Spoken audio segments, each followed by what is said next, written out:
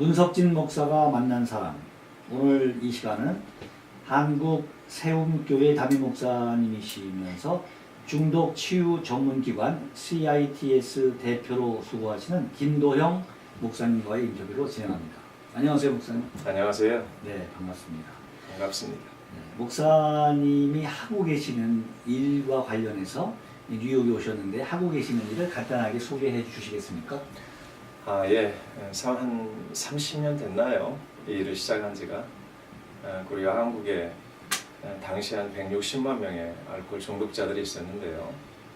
그들의 피폐한 삶, 그리고 또 주변에 그렇게 중독으로 고통받는 사람들의 삶을 보면서 또 저 또한 지난날 그런 경험들이 있었기에 주 안에서 은혜 가운데 돌아오고 난 뒤에 예수를 믿고 난 뒤에 남은 생애를 이제 이 분야의 사람들을 구원하고 또 저들을 성장시키고 치유시키는 데에 남은 생애를 하나님께 드리겠다 이런 결심하에서 이 중독 전문 일을 하게 됐습니다.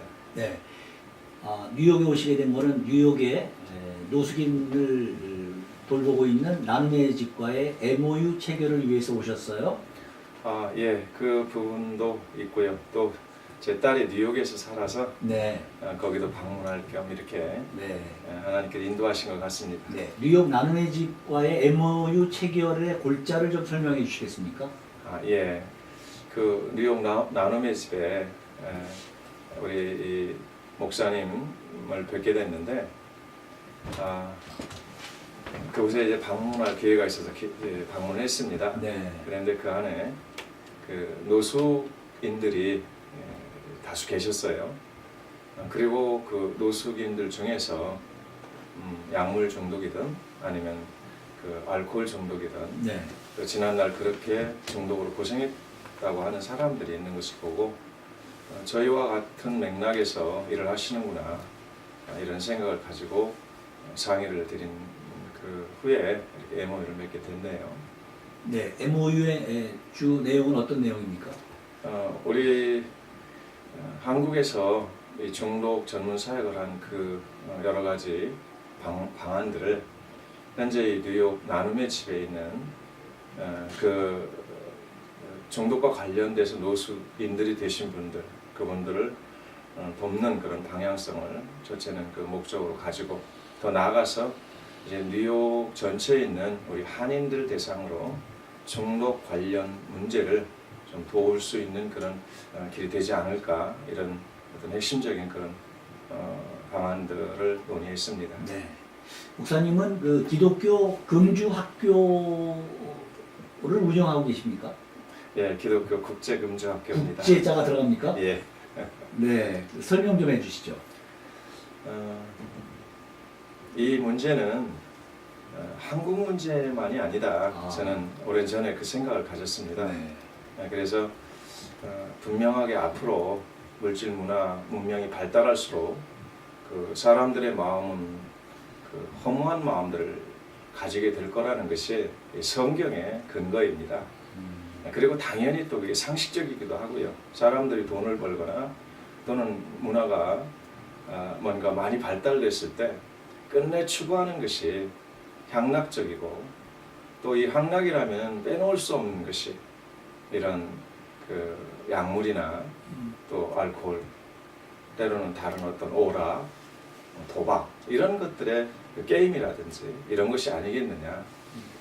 그러면 바로 그런 시대를 대비해서 국제적인 그런 중독 예방이나 또는 상담 그리고 교육, 치유 이런 것들이 우리 교회에서들 해야 할 그런 21세기 전략이 아니겠는가, 선교 전략이 아니겠는가 이 생각을 가지고 기독교란 말을 붙여서 국제금주학교 이렇게 이름을 붙였습니다. 네. 언제부터 하셨고 또 어떤 그 좋은 열매를 거두고 계시는지. 사실 이렇게 제가 그 사역한 기간은 30년 됩니다만은 30년이요? 예, 그 30년에 비하면 열매는 턱없이 부족한 그런 부끄러운 열매들을 할 수밖에 없었습니다. 아무래도 중독 문제가 특별한 분들의 그런 문제였고 또 사실 일반 어떤 그런 치료를 하시는 그런 병원의 의사 선생님들 말을 빌려 보면 불치해병이다 이렇게 중독을 네. 말씀들 하고 계시는 걸 봅니다. 그만큼 치료를 해도 효과가 없다 이런 상황인데 그래도 작은 열매 가운데서도 복음으로 치료하는 그런 저희 기관에서 지금은 작은 열매들이 이렇게 맺혀져 있기는 합니다. 예. 그러면 그 열매 금주 학교에서 치료된 그 사례를 좀 설명해 주시면 좀 이해하는 도움이 되겠습니다. 예. 우선 이제 뭐 다양한 것들이 있는데 저희들이 예방 교육을 하기 때문에 그 어린 아이들을 초중고 이런 데 다니면서 그 중독 예방 교육을 합니다. 그런데 그 예방 교육들을 할 때에 거기에 상당히 영향을 받은 아이들이 이렇게 커가면서 술을 마시지 않고 담배를 피우지 않고 또 그리고 마약은 우리나라 같은 데는 뭐 당장 현행범들이니까 그렇게 크게 드러나지는 않고 있습니다만은 물론 잠재 위험 요소지요. 그런 것들에 예방되는 그런 것들을 이렇게 볼 수 있고요. 또 하나는 직접 이 중독 문제가 있는 사람들, 이 사람들이 이제 병원에 가서도 계속 악순환 반복되는 그런 어떤 삶을 살다가 이제 거의 포기하는 상황 가운데서 저희 교회를 찾고 상담실을 찾는 사람들이 있습니다. 네. 그런 분들이 오셔서 그 첫째는 성경을 통한 그 복음을 통한 저들의 신앙 교육을 시작으로 치유가 시작되죠. 그리고 전인격, 다시 말하면 사람이 가지고 있는 지정의 또는 덕체, 이걸 인격이라고 말하지 않습니까? 네.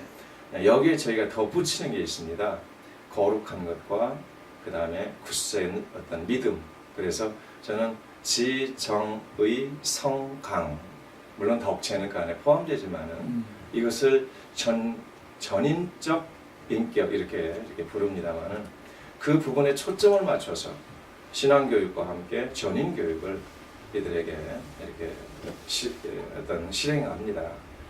그런 결과들이 뭐 많지는 않지만 이제 중독자가 변해서 건강한 성도가 되고 이 성도가 좀 더 성숙해서 사회에 나가서 사회의 소금과 빛으로 사는 사람들이 되고 거기에 멈추지 않고 이제 학문적으로도 어떤 중독 전문 학과를 대학을 졸업하고 또 상담 석사들을 받고 또 박사가 되어지고 이런 열매들이 조금은 있습니다. 네. 너무 그러니까 감사한 일이죠. 중독자들이 아까 교회를 말씀하셨는데 네, 그게 세움교회입니까? 맞습니다. 네, 세움교회 담임 목사님이시고 예, 그렇습니다. 이 교회는 중독자들로 구성된 교회입니까? 거의 99%가 이렇게 중독자들과 그 가족들로 구성되어 있는 교회라고 보시면 됩니다. 물론 그래도 겉으로 볼 때는 장로님들도 계시고 그저 정상적인 그런 교단의 교회로 보입니다만은 그 안에 들어가서 조금 더 실체를 보면 99%가 중독 관련 있는 가족들이 모여 있습니다. 중독자와 함께. 중독자들로 구성된 교회가 운영이 되고 있다는 것이 좀 이해가 되지 않는데 어려우시겠어요? 뭐 넉넉하다고 볼 수는 없죠. 그러나 이 중독되었던 사람들이 이미 폐인이 되고 또는 그 가족들도 그 중독자 못지않게 피폐한 그런 상황들에 살고 있습니다. 소망도 없고 뭔가 기쁨도 없는 그런 삶들이죠. 그런 분들이 이제 복음을 통해서 또 성령께서 도우시고 합리적인 그런 사회교육, 전인교육 이런 걸 통해서 바뀌어졌을 때 본인들이 이제 굉장한 성장들을 하죠.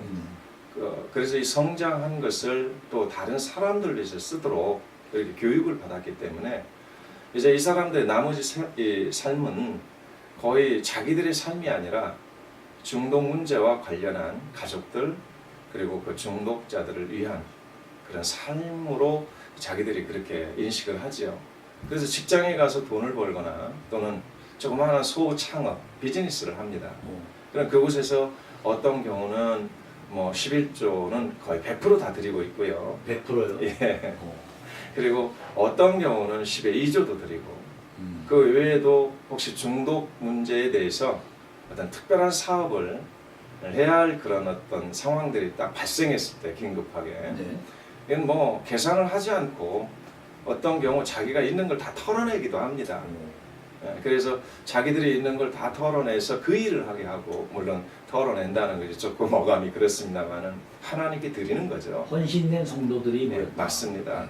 그래서 그것을 이제 하나님께 드리면 그걸 가지고 이렇게 사업들을 오직 중독만을 해결하고 그들 범주에서 구원시키는 일들을 이렇게 저희들이 할 수 있습니다. 교회에서만 그것이 가능합니까? 아니면 어떤 훈련원이 있다는 이야기를 들었습니다. 이 한 그 배인된 그 알코올이나 어떤 약물 중독자를 그 고치는 데에는 상당한 과정들이 필요합니다. 단순하게 그들을 병원 치료해서도 되지 않고요. 네. 또 요즘 또 흔하게 지금 막 유행되고 있는 게 어떤 심리학적인 그런 기법들을 통해서 이렇게 하는 경우도 있고요. 또는 영적 치료라고 하는 그런 부분들을 이렇게 쓰시기도 하지만 이런 어떤 단편적인 그런 방법들을 가지고 이 중독 문제만은 그렇게 유효한 열매들을 맺지 못하는 걸 볼 수 있습니다. 그 원인이 뭐냐면 일반 그런 질병들은 외부에서 이렇게 뭔가 상처를 입거나 또는 어떤 환경적인 그런 요인들로 병이 들지만은 지금 이 중독 문제만은 이성을 사로잡고 있는 아주 그 중요한 핵심 요소가 있습니다. 중독이 되게 하는 근원이죠. 처음부터 물론 사회 문화 학습적으로 그 중독 물질들을 접하기도 하지만은 무지 때문도 중독 물질들을 접하기 시작합니다. 이걸 해야 되는 건지 하지 말아야 할 것인지에 대한 판단을 하지 못하는 거죠. 그리고 기성세대들이 뭐 저렇게 하고 있잖아. 예를 들면 담배를 피우고 있다면 우리 아버지도 담배를 피우시는데 우리 아버지도 어머니도 술을 마시는데 소위 신경안정제도 좀 잠만 안 오면 금방 이렇게 사다가 막 잡수시고 주무시는데 이런 것들이 아이들에게 이렇게 커가는 그 자녀들에게 은연중에 학습되어지는 거죠. 자, 그러면 이 부모들은 또 어떻습니까? 실제 그 위에 부모들에게 배웠거나 사회 문화적으로 배운 거 아니겠어요? 네. 그럼 그 사회 문화나 그 위에 때들은 왜 이런 행동을 또 했느냐라고 짚어보면 무지죠, 무지. 해야 할 것인지 하지 말아야 할 것인지 그런 것들을 정확히 판단하지 못하고 그죠? 사회적이니까, 문화적이니까 또는 전통적이니까 라는 것 때문에 받아들인 것이 결국에 그 중에 10명 중에 3명 정도가 이렇게 중독자가 되게 하고 그들이 이 어떤 사회 손실을 엄청나게 가져다 주고 가족은 깨어지게 되고 개인은 그야말로 아주 극단적인 그런 피폐한 사람이 되어지는 이런 잘못된 결과들이 맺어지게 되어지죠.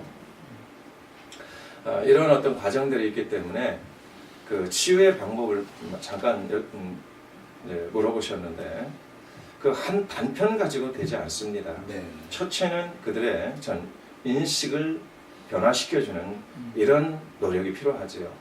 잘못 알고 있는 것들을 그것이 틀렸고 이것이 옳은 거라고 하는 어떤 기준 설정이 있어서 그것을 그들에게 잘 가르쳐야 한다는 거죠.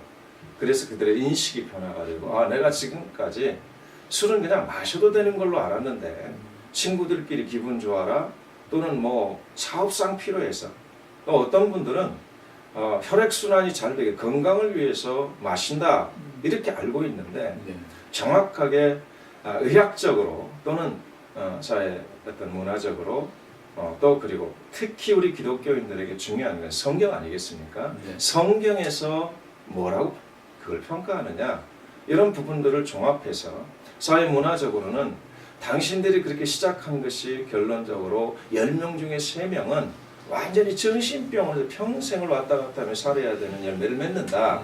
그러니 이것은 해서는 안 되는 거다. 시작돼서는 안 되는 거다. 이런 것들을 잘 가르쳐주고 또 성경에서 우리 기독교인들은요, 성경에서 하나님 말씀이 지엄한 우리 인간들이 살아가는 유일 법칙일진데 거기에서 뭐라고 말씀하시냐, 술을 이런 것들을 통해서 아주 그 중에서 한 예를 하나 들어드린다면 네. 이 기독교인들이 술을 뭐 한 잔씩 마셔도 된다고 하는 분들이 계세요. 그래서 그분들에게 그렇게 왜 그런 생각을 가지십니까? 이렇게 물으면 성찬식 때에 포도주 마시지 않느냐 이런 말씀을 하시고, 또 성경을 조금 아시는 분들은 이렇게 말합니다. 요한복음 2장에 보면 예수님이 포도주 만드셨잖냐 이렇게 말씀하시죠. 좀 더 나아가서 이제 이 바울서신에 이렇게 보면 바로 바울이 디모데에게 야, 너 이제 자주 나는 비위에 나는 병을 인하여 포도주를 조금씩 쓰라. 이거 약으로 쓰면 괜찮다고 이 위대한 사도도 그렇게 말씀하시지 않았느냐. 그게 이제 지배적이죠. 여기는 어떤지 모르겠습니다. 그리고 근데 한국은 그게 지배적이었죠. 네. 어느 교회 가서 보면 목사님도 그 말씀을 하시는 경우가 있습니다. 성경에 이렇게 허용하는데 그게 뭔 문제냐. 그렇게 하나님 허용하신 것을 먹고 자기가 중독된 자기 책임이지 이렇게 말합니다. 물론 중독은 자기 책임이기도 합니다. 아주 그게 가장 중요한 요소가 되겠죠. 그러나 성경에서는 분명히 잠언 23장만 봐도 포도주를 보지도 말라라고 기록되어 있습니다. 사실은요. 만약에 그 말씀을 어렸을 때부터 배웠더라면, 그리고 그것이 정말 현재 여기 있는 이 세상의 법보다 더 무섭고, 우리가 신호등 하나만 해도 법을 어기면 뭔가 벌금을 내야 하지 않습니까? 그래서 신호등 안 어기잖아요. 네. 이런 식으로 만약에 하나님 명령을 어기게 되면 저주스러운 삶을 살 수밖에 없다. 네. 이렇게 어렸을 때도 그걸 가르쳤더라면 네. 기독교인들이 절대로 금주를 했을 거라는 거죠. 더군다나 그 잠언 23장에 보면은요, 앞뒤 장을 보면은 어떻게 기록이 되어 있냐면, 그 잠언 23장 전체 이렇게 뒤쪽을 보면 재앙이 누구에 있냐, 근심이 누구에 있냐, 창상이 누구에 있느냐, 원망이 누구에 있느냐, 술을 마신 자들에게서 나타나는 현상이다라고 말합니다. 이게 지금 사회 현상을 정확히 진단하고 있습니다. 네. 뭐 이 말씀 다 드릴 수는 없겠지만, 그 다음에 이 술을 마시게 되면 왜 보지도 말라고 했느냐라는 걸 설명을 해주고 계세요. 그 장에서 정신병이 된다. 너희 몸이 마비가 돼서 마취가 돼서 인간답게 살 수 없고 질병이 생긴다. 네. 그리고 가정이 깨어진다. 결국에 이 사회의 수많은 그 술로 인하여 이런 중독으로 인하여 사고사들이나 이 사고가 발생한다.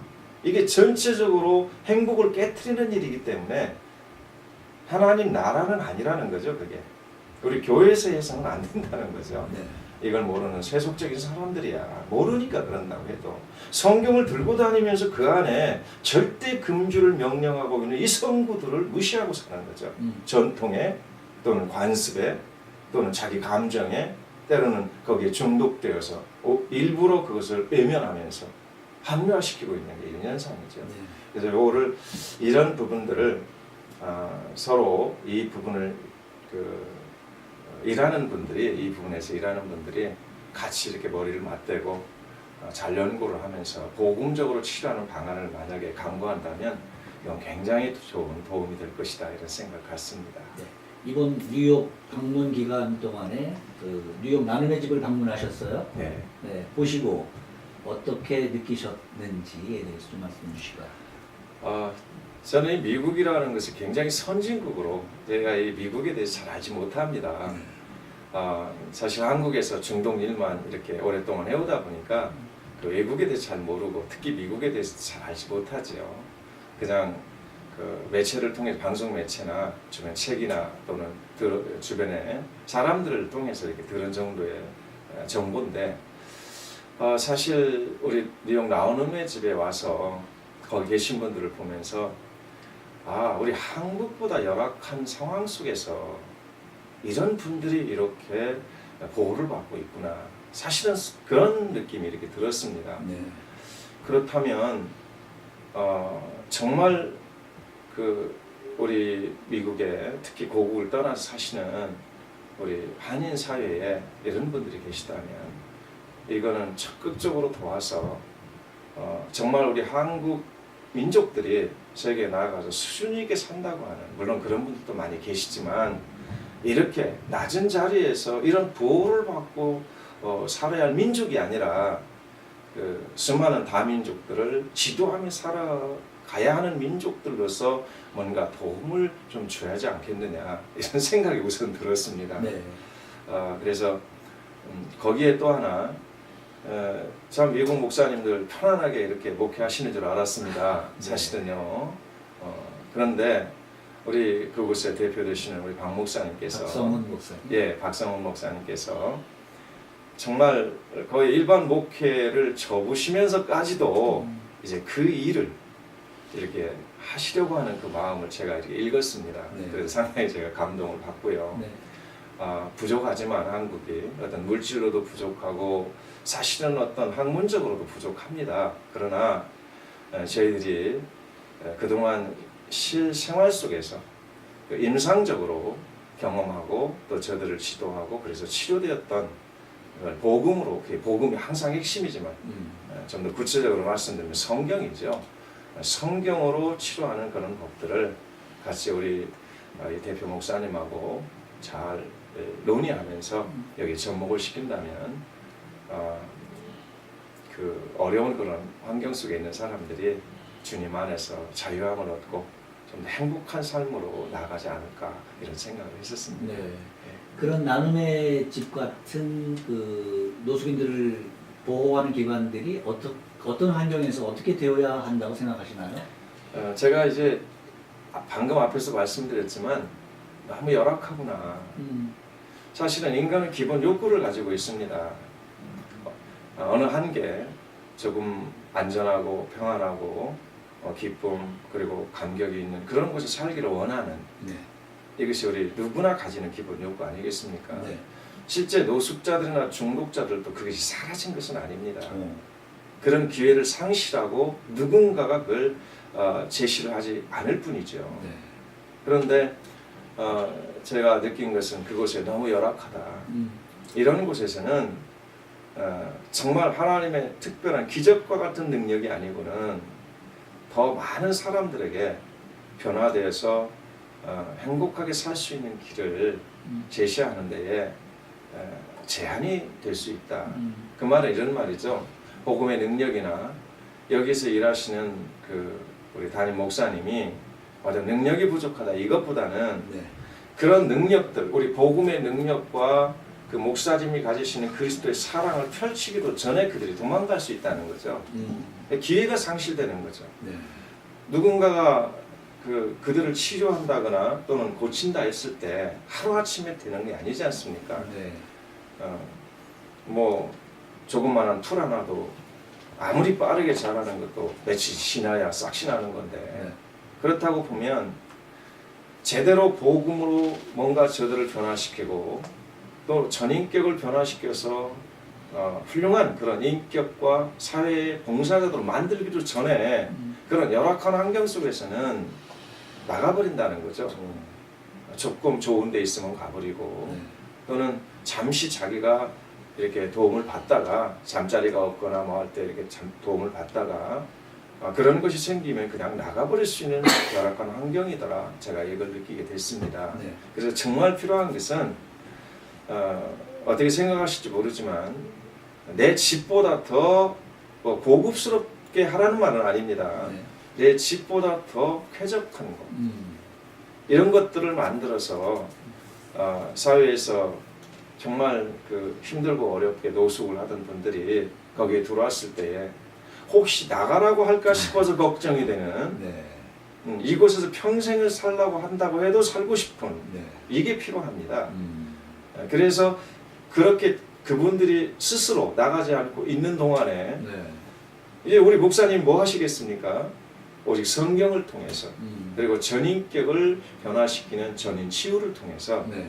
그들이 6개월이고 1년이고 그렇게 변화가 되고, 네.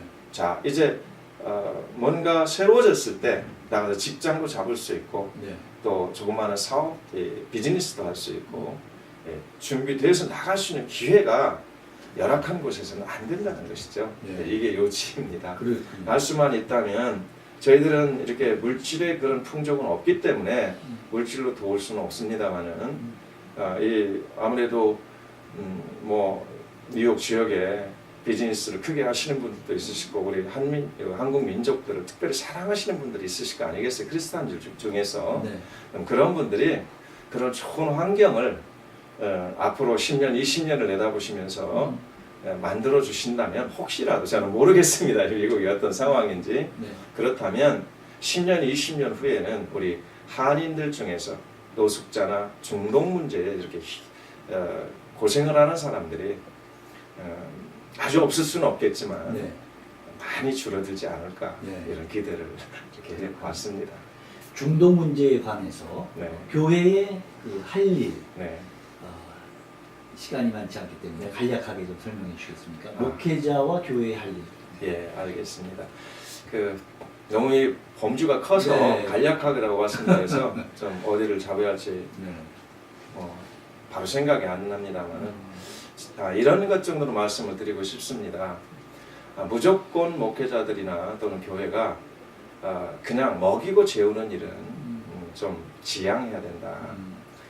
사실 교회라고 하는 것이 사람을 전도를 해서 먼저는 구원받게 하는 게 최고의 그게 목적이고 그 다음에 구원받은 백성들이 이 세상에서 머리가 되고 꼬리가 되지 않도록 모든 삶에 있어서 성장되어지는 그래서 바로 이런 지도들이 필요한 거 아니겠습니까? 네. 그리고 그들이 나아가서 소금과 빛이 되게 하는 여기에 목적을 세우려면 더 많이 이렇게 같이 머리를 맞대고 연구하고 이 부분에 대해서 의논들을 해야 하지 않는가 이런 생각이 들어집니다.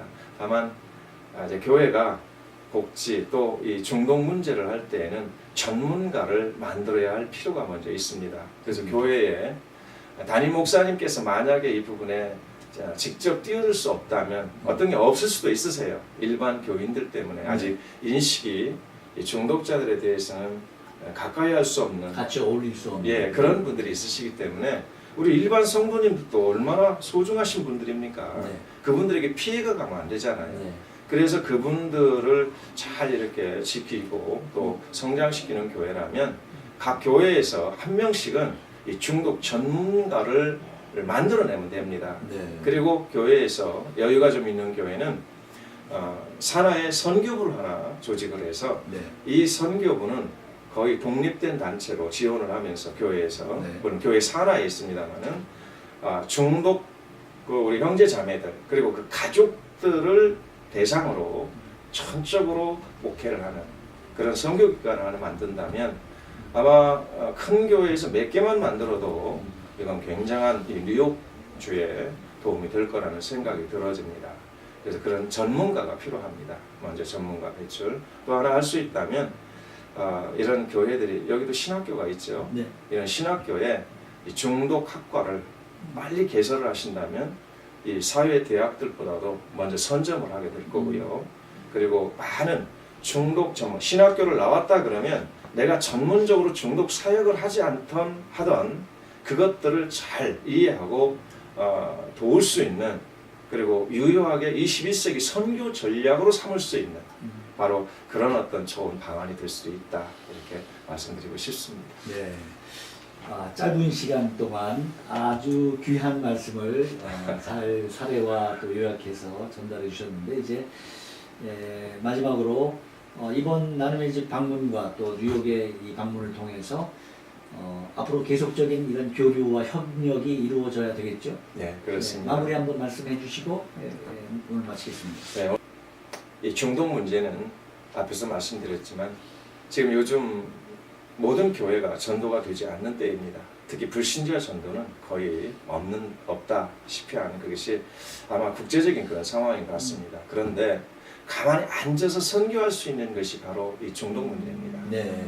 그래서 이 중독 문제를 교회에서 좀만 관심을 가지신다면 이 수평이동 이쪽 교회에서 이쪽으로 옮기는 교인들이 아니라 네. 교회에 접목되지 않은 불신자들을 구출할 수 있고요. 그 다음에 이방 신자들을 교회 안으로 들어오게 할 수 있습니다. 가족 중에 중독자인 사람이 있다면 온갖 병원을 다니고 여기저기를 다녔지만 어떤 효과를 보지 못한 사람들이 교회 목사님들께서 이런 상담을 아주 유효하게 한다면 네. 누구든지 옵니다. 그럼 불교 신자가 목사님 앞에 오고 이방 신자들이 목사님 앞에 오고 불신자들이 올 때에 네. 목사님들이 무엇으로 그들에게 지도할 수 있겠어요? 네. 복음을 통해서 사회 현장에서 적용될 수 있는 유효한 그런 어떤 상담들이 될 때에 네. 그들이 기독교를 다시 보는 그런 역사가 일어날 수도 있습니다. 네. 예, 감사합니다. 네. 문석진 목사가 만난 사람, 오늘 이 시간은 한국 세움교회 담임 목사님이시면서 중독치유 전문기관 CITS 대표로 계시는 김도영 목사님과 인터뷰로 진행했습니다. 목사님 오늘 좋은 말씀 너무나 감사를 드립니다. 예, 감사합니다.